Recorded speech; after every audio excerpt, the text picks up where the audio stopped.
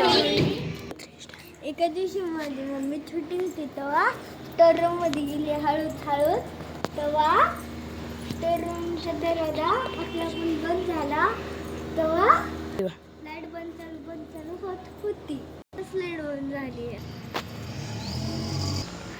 माझी मम्मी स्टोररूममधून कशी तरी बाहेर निघाली. मग ही स्टोरी माझी मम्मी आजीने हमेशा तिने स्टोररूमला कुलूप लावून टाकली. माझी स्टोरी इथं संपली. अरे प्रिया, ही स्टोरी खरी आहे का? अगं हो ग. तू घाबरलीस का ग? तू ठीक आहेस का ग? हो,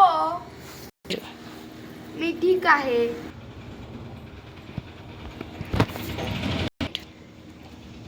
जायचं का तिथे? कुठे? अगं स्टोररूम मध्ये. नको बाबा, तूच जा. नाही.